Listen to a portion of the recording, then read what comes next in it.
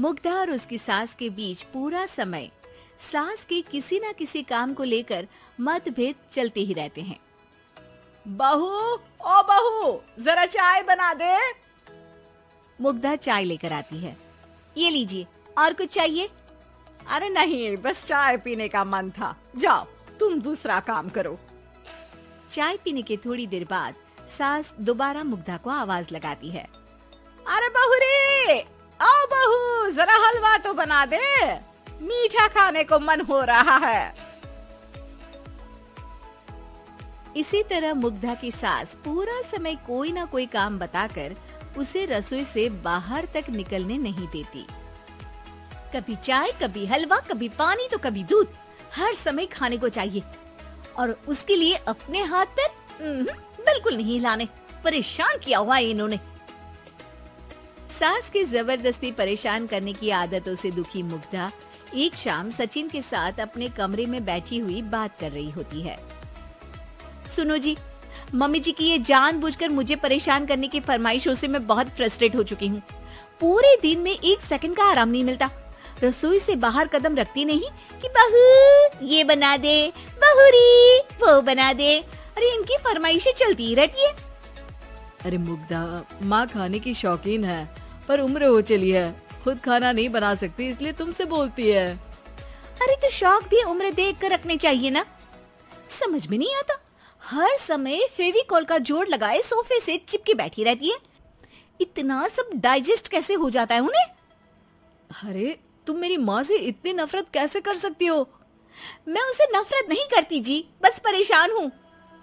जहाँ मुग्धा अपने पति से ये सब बोल रही होती है, वहीं उसकी सास भी कमरे के बाहर दरवाजे से कान लगाए सारी बातें सुन रही होती है और अगली दोपहर रसोई में मुग्धा के पास जाती है। बहू, आज ना मेरा कुछ मसालेदार खाने का मन है। तो चाय बना दो, मुझे बहुत पसंद है। अरे ना, ऐसा कर लिट्टी चोखा बना ले। और हाँ, जितना मसाला बातों में मिलाकर पति को सुनाती हो ना, सब्जी में भी वैसे ही डाला करो, खाना स्वादिष्ट बनेगा। सास की बात सुनकर मुग्धा हैरान रह जाती है। मतलब अब पूरा समय मुझ पर हुक्म चलाने के साथ बंद कमरे में हुई पति पत्नी की बीच की बातें भी सुनती है? अरे बात जब मेरी थी तो सुनने में क्या दिक्कत है? ये कहकर सास वहाँ से चली जाती है। अरे अब तो हद पार हो गई, इस तरह से तो ये मेरा जीना मुश्किल कर देंगी। मुग्धा सास की हरकतों से परेशान उसका हल सोचने लगती है और इसी तरह कुछ दिन बीत जाते हैं, जिसमें सास का जन्मदिन आता है। मुग्धा बहुत खुशी के साथ अपनी सास को एंड्रॉइड मोबाइल गिफ्ट करती है।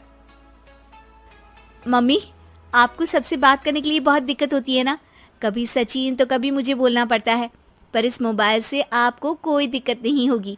एक जगह बैठे बैठे बहुत कुछ कर सकती हैं अब आप।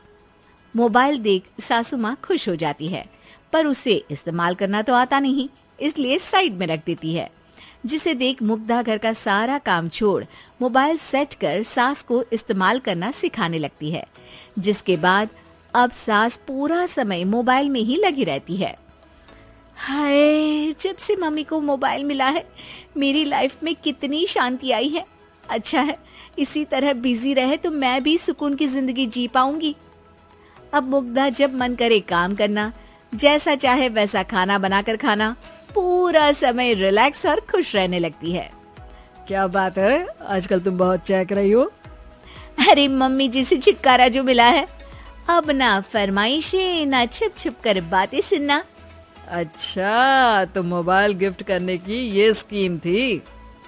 इसी तरह दिन बीतते हैं और अब मोबाइल पर लगी सास फरमाइशों की जगह सवालों के लिए बहू को आवाजें लगाना शुरू कर देती है। अरे बहू सुन तो, देख जरा किसी का फोन क्यों नहीं मिल रहा? रिचार्ज खत्म हो गया है, पर अभी 4 दिन पहले ही तो मैंने किया था, इतनी जल्दी कैसे खत्म हो गया? अरे मैंने कल तेरी कनाडा वाली मौसी सास से 3 घंटे बात की थी ना। क्या? इतना महंगा तो मोबाइल भी नहीं आया जितना महंगा इसका रिचार्ज पड़ रहा है। इसके बाद तो जैसे मुग्धा के दिन के 24 घंटे में से 20 घंटे सास के पास उनके मोबाइल रिलेटेड प्रॉब्लम सॉल्व करने की ड्यूटी ही बन जाती है। अरे मुग्धा, ये मोबाइल में अचानक तेरी मौसी सास की शक्ल क्यों दिखने लगी और ये तो हिल भी रही है। मम्मी, ये गूगल डुओ का वीडियो कॉल है। इसमें आप बात करने के साथ एक दूसरे की शक्ल भी देख सकती हो। अच्छा, ये तूने मुझे पहले क्यों नहीं बताया? अब बताने के लिए पहले नहीं बताया। इसी बीच सचिन भी वहां आ जाता है और सास अपनी वीडियो कॉल में बिजी हो जाती है। क्यों, सास बहू में क्या गपशप चल रही है? इसे गपशप नहीं, दिमाग का दही होना बोलते हैं। पर तुम तो मम्मी को मोबाइल देकर बहुत खुश थी, फिर क्या हुआ? हाँ, उसका सुकून भी कुछ ही दिन मिला।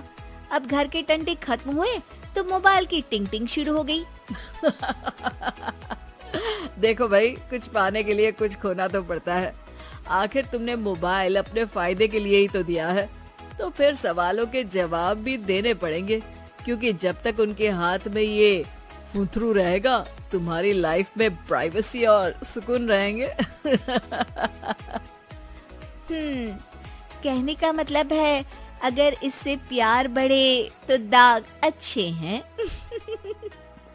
अरे मुझे पहले दिन से ही पता है मोबाइल किस मकसद से दिया गया है। भूलो मत, इससे पहले मैं बातें ही सुनती थी। सास की ये बात सुनकर मुग्धा शॉक में और सचिन हंसता रह जाता है। उम्मीद है कि आपको हमारी ये कहानी पसंद आई होगी। कृपया हमारे चैनल को सब्सक्राइब करें और सभी अपडेट्स के लिए बेल आइकन जरूर क्लिक करें। और हाँ, वीडियो लाइक और शेयर करना मत भूलिएगा। Bye bye.